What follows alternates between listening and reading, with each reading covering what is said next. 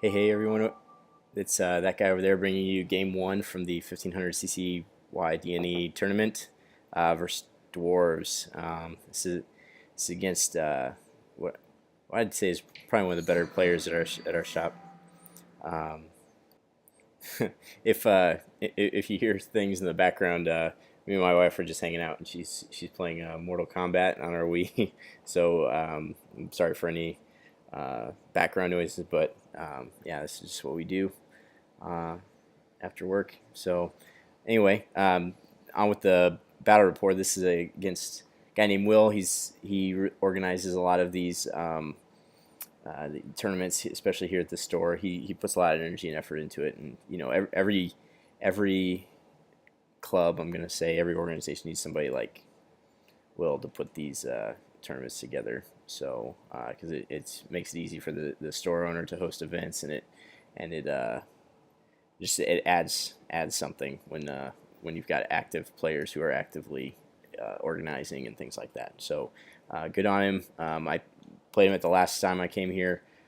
Missed him at the 2,500 point tournament, and I got to play him again today. So anyway, looking forward to the game. So if you've seen my previous video, you're going to see that you've seen my list already, and I'm not going to go over it again. But here you can see my deployment. I'm going to get a little farther zoomed out. But you can see my Slan has deployed with the Skink Skirmishers. My two Cold One Cavalry characters deployed with the Skink and Crocscore unit. The Ripperdactyl's back there, going to Vanguard up, and the Stegodon there to hold everything down with his 6+ ward. And this is the army I'm against. So Dwarves. Starting from the left, you'll notice it says Gyrocopter, and it looks strangely like a cannon without the actual cannon part, just the wheels. But yeah, as he's pulling out his models, he slapped his forehead and said, "Oh no, I forgot my gyrocopter." So anyway, there it is, gyrocopter, flame cannon, hammers. There's a general character with a BSB, correlers with great weapons. I didn't know they could do that, and I was like, oh, because I saw that the back row all had great weapons, and I just thought, okay, well that's nope, that's WYSIWYG right there. So Runesmith with armor piercing. They have some item that gives the unit armor piercing, and a regular cannon. So I thought it was light on artillery. I guess 1,500 points two is enough. But yeah, the correlers. There's everything shoots except for one unit, and the one unit that shoots you don't want to be near. So I was the standard dwarf tactics I've found is that if you can just take out their cannons, because there's going to be stuff in the way, right? There's going to be gyrocopters trying to like block you in, and even more than blocking you in, if you fly past them, they're going to fly behind you and start dropping the flame tempests, and you'll never be able to deal with them after that. And then there's units, but once you take out the cannons, he has quarrelers, but if they don't have any kind of ballistic skill based shooting, there's really nothing that they can do to come at you. So they don't have magic or anything like that. So that's what I was going for, I guess, is to take out the range pieces first and then deal with the blocks. So we'll see how that goes. Vanguard forward, as you see here, they're about to fly. That yellow line is the edge of the table, so they're about to fly over that way to threaten the flame cannon, because I was a little bit more afraid of that one than just the regular cannon. Yeah, so here's what it looks like after first turn movement. Really not a lot going on. We ruled that centerpiece is going to be a obstacle, like a wall, so it would stop the cannons. I didn't do a very good job of putting the Stegodon behind the wall, though. But yeah, the Slan's back there, and my Scrox unit is just blitzing, go as fast as I can. Magic phase, I say, okay, Tempest, I got to start changing out spells. Yeah, I rolled a 5 and 2 1s, so into the magic phase. Alright, here's Dwarf turn 1 shooting.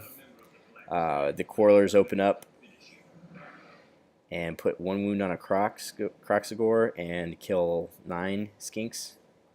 Ouch. Then the cannon comes and hits the Stegodon, Sneaks back past the ward, and fortunately only rolls 2 wounds. I was lucky there. The 33% chance they just drops him, so it's bad. And then the flame cannon opens up on the Ripperdactyls there and kills 2 of them. So fortunately they're frenzied, so they're not going to run. But he moved the what was that thing? The gyrocopter to block my charge into the flame cannon. So now I have to charge the flame cannon, and as you can see, he's pivoted his hammers. So definitely my Ripperdactyls are going to go down if they charge in there. But I will also pull fully half of his army is dedicated into going into this 160 point unit right now. So it's not terrible for me. I have a chance on the right flank. So my turn, I go ahead and charge in because, hey, why not? Maybe I'll get lucky and kill that gyrocopter and make it in to the flame cannon. Surely those hammers are going to get me, though. And I didn't want to risk the charges with my characters or my because they'd have to charge out of the unit. So I just took this turn to get into position to charge next turn. The Slan moves forward. Try to cast some spells this time. I think I end up getting some of these spells off because I know I definitely get into Transmutation of Lead. So I must get at least one of my spells off. Oh, Apotheosis. I think I cast Apotheosis. That's why my second on. No. I can't remember what I cast. But I did get it off. I got Transmutation of Lead. So after combat, I took a wound on my Ripperdactyls. Didn't do anything. Toughness 5 with my Strength 4. I'm not going to get past it. So those hammers are definitely making it in. Yeah, so this is Dwarf turn 2. He opens up with the Quarlers. He kills off a Kroxigor, puts a wound on another Kroxigor, and then kills off 4 Skinks. Then, oh, okay, I pictured a little out of order. He charges in with the hammers into the Ripperdactyl unit there, and then the flame cannon comes over and really does a number on these guys.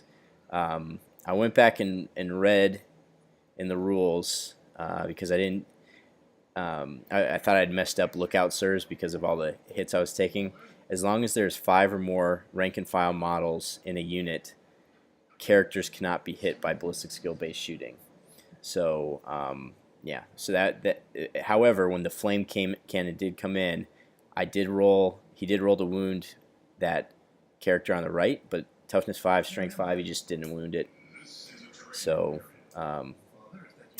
yeah. So anyway, I'm severely depleted skink unit, but they survive to deliver their characters like they were intended. Yep. Predictably, they kill off. They actually don't kill the Rippers. They have to pursue. So the gyrocopter pursues, and this is him just reforming his hammers. Yeah. So anyway, now they're pretty far out of position, and it's my turn 3. So hopefully I can take advantage, which I do. So I plow everything up in there into the hammer unit. I am able to cast. Well, let me not get ahead of myself. So here's at the end of my movement. I'm moving that. Basically, I move the Slan out of the unit to continue to provide leadership to all the units over there.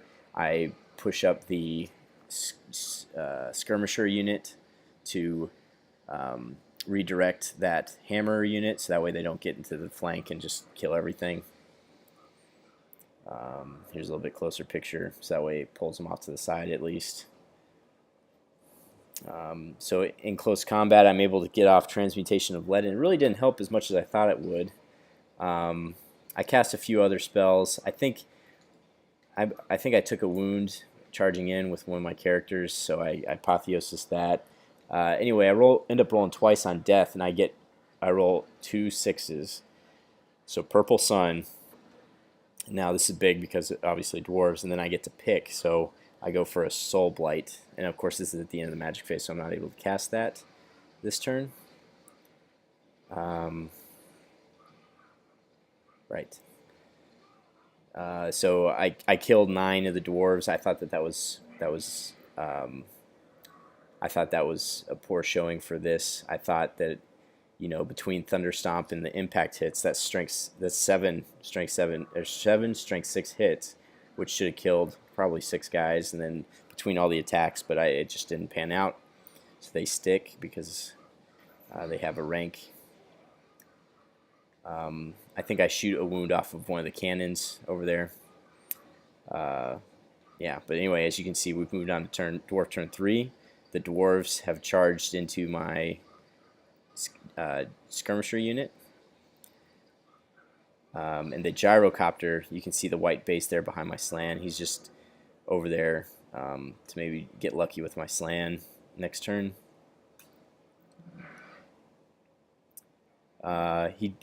Strangely, he doesn't kill the skinks either, so they just run, and he doesn't pursue. He just reforms.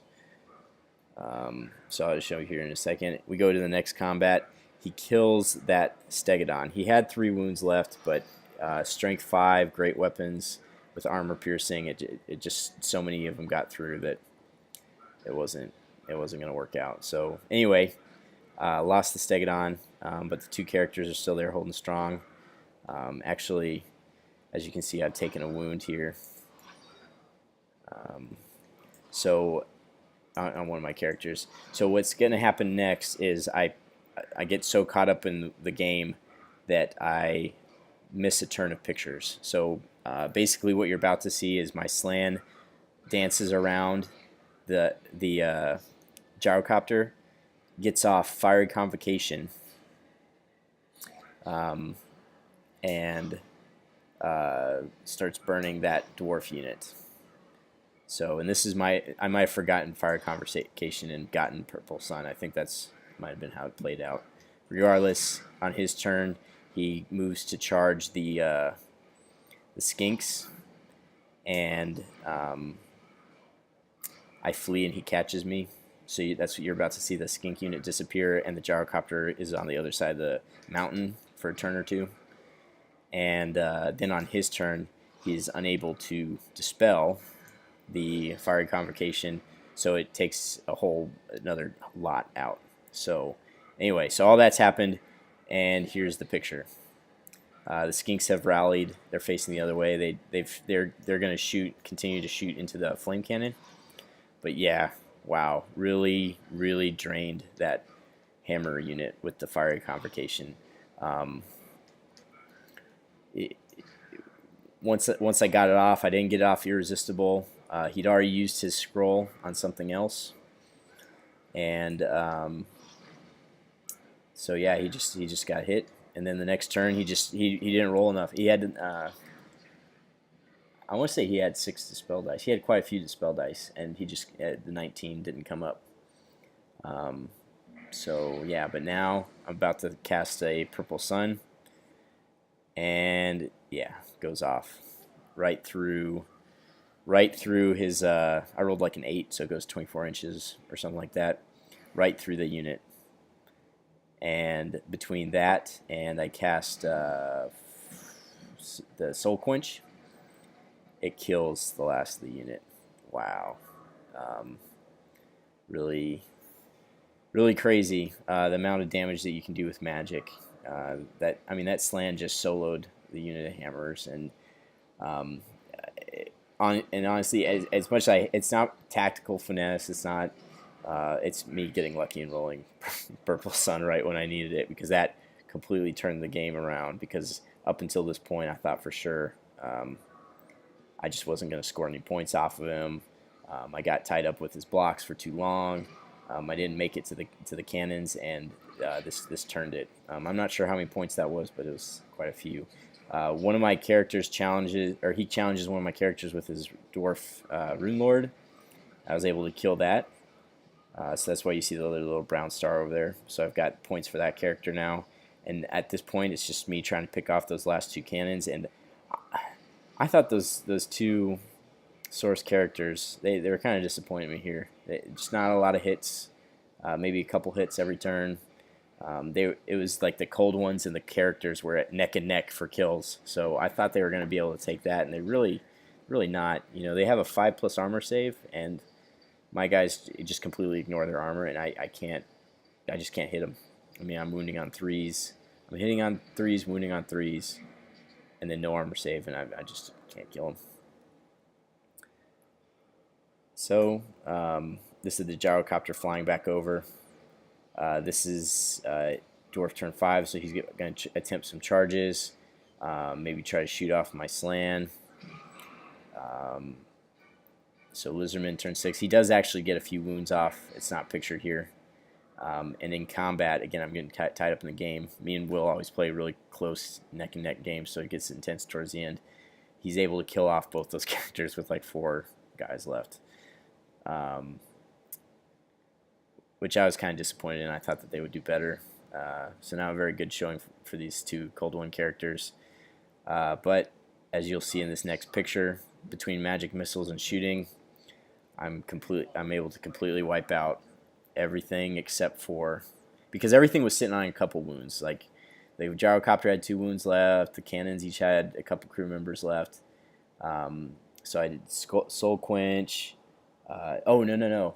I did a Purple Sun again because the other one zoomed off the board. So I did another Purple Sun. It touched the gyrocopter and the cannon. They both fell down the hole. And then my skinks are able to poison off. So again, Purple Sun saved the game for me. And as much as I hate that, as much as I hate that spell, like completely turn the game around, you know, that's my counter to this. So I don't know. I felt kind of dirty towards the end because again, I just rolled lucky 6, but yeah, it was a close game. Here, I'll go to this next page. And he fires at my slam, but I don't think he rolls any hits between the wall and everything. So with that, it's the end of the game, and it is a pretty. We both pretty much tabled each other, honestly. I mean, I had a couple wounds left on the slam, and I had 4 skinks on the table, and he had 4 dwarves. So yeah. So anyway, here's a summary of the end of the game.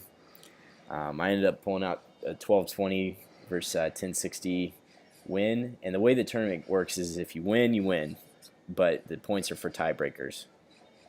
So interestingly, by the end of the tournament, Will had scored more points than me, even though I beat him here. So yeah, I think I need to get a turn counter. It would prevent me from having turns that I have to completely explain with no pictures. So and I just need better photo discipline, honestly. It's just that was such a close game, and that I wasn't taking pictures like I should have been.